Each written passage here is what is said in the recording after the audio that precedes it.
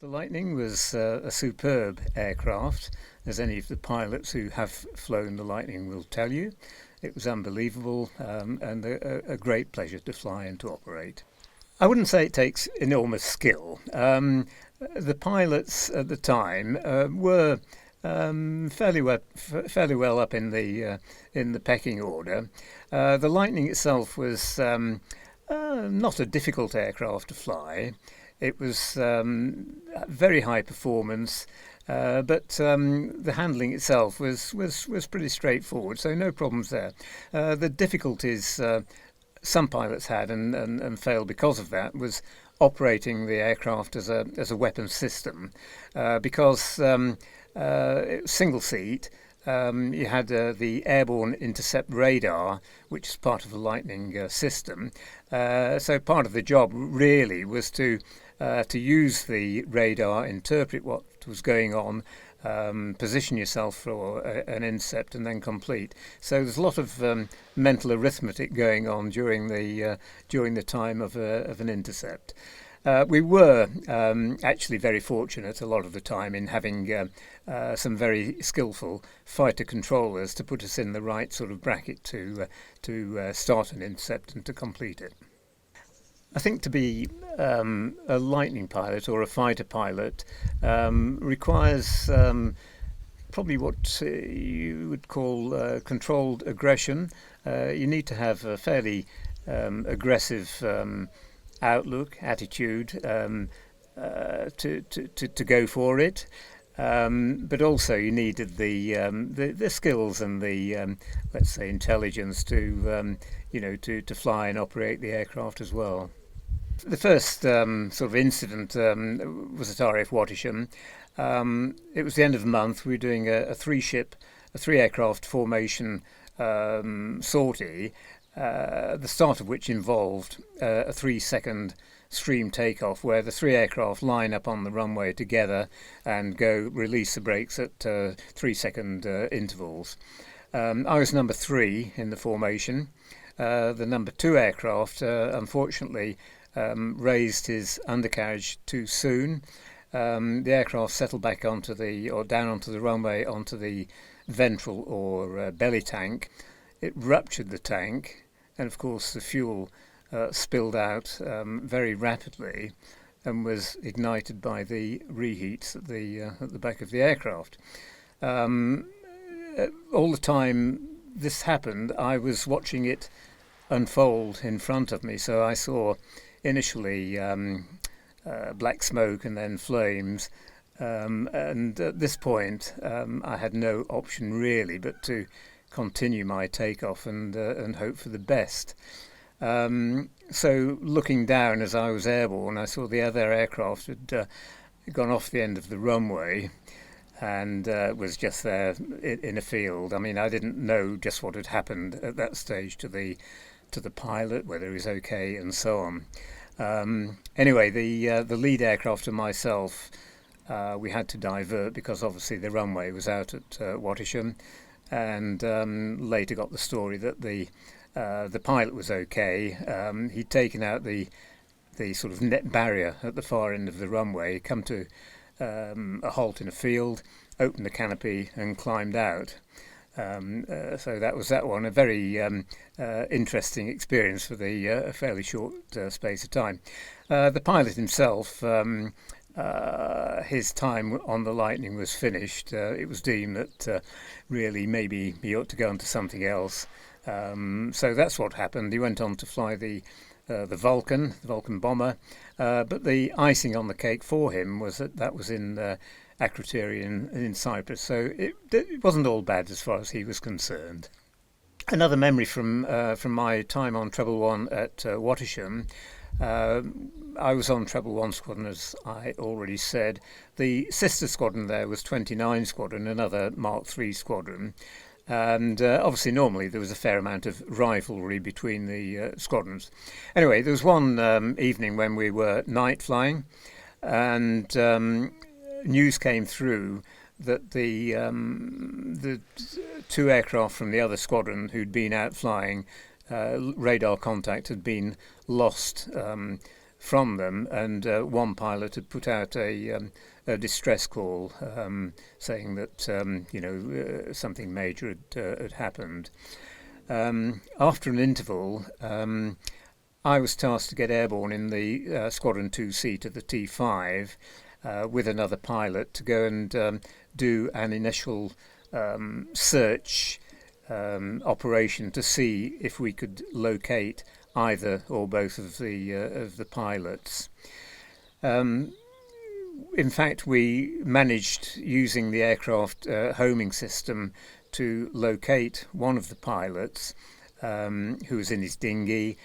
We managed to circle the area for a while so that he was aware that his position was known, and that rescue would obviously be on its way in a while.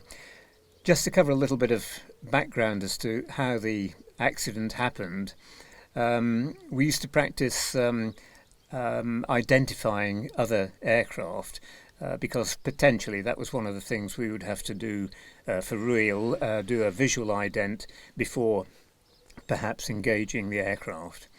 Anyway, some of these idents were carried out with the target aircraft having lights out, so unlit aircraft. So the aircraft acting as a fighter would close in with his airborne radar locked onto the target until the point where the radar broke lock, and he then had to become visual with the target and position himself to identify. On this occasion, sadly, the pilot doing the intercept didn't see or lost contact with the lead aircraft, and unfortunately they had a mid-air collision. It hit the target aircraft, which caused loss of control. The pilot in the target aircraft was in the fighter aircraft was killed instantaneously. Hence, there was only one survivor from that incident. So, a very sad memory, from that time. Just a little bit more. The pilot who was we found, who was in the North Sea at the time, was actually picked up by a fishing vessel. I think it might have been Danish, but I can't be sure about that. Anyway, at this stage, the RAF didn't have a night search rescue capability. The helicopters were not equipped for that. So the United States Air Force had this capability from Bentwaters Woodbridge, which was in the same area. They sent out a rescue chopper, which located the fishing boat on which the pilot was now aboard, but he politely refused the offer of a lift back. He'd had enough flying for that night, so he decided to come home in the fishing boat rather than getting in the helicopter. I did 4 tours on the Lightning altogether. The first one was at Wattisham on Trouble One, as I already mentioned. The second one, I went back to Coltishall, which was the conversion unit at the time, instructed there, and following on from there, I went to 56 Squadron, which was in Cyprus at the time, but this was 1974, so it was the time of the Turkish invasion of Cyprus. And instead of spending a 3-year tour there, I got 4 months unaccompanied. So not a great tour. But we went back to Wattisham, completed the tour on 56, and I was then promoted and became OC Lightning Training Flight at Binbrook, which is obviously where we are right now.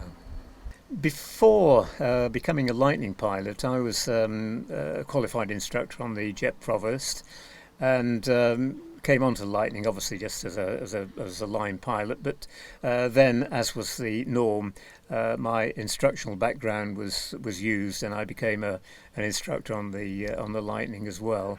So a lot of my time was spent in the 2-seat Lightnings when I was at Coltishall, and then as the OCLTF, instructing or converting other pilots onto the Lightning.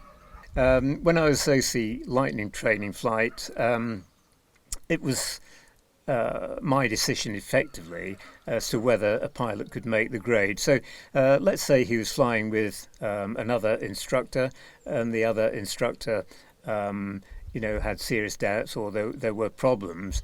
Then the final decision came to me. I would almost certainly fly with the pilot before reaching that decision, or making that decision. The OC Lightning training flight, it was an excellent squadron leader tour, in that I had the LTF was a separate unit. So I had at the time a complement of 6 aircraft, 6 pilots, including myself, plus an engineering officer and all of the engineering team that were required to operate the Lightning. So a very satisfying time, in that I was flying and also had a team of people working for me. So a lot of satisfaction in having all that in one package. To be sat in a Lightning today is fantastic. Just a little bit of disclosure here.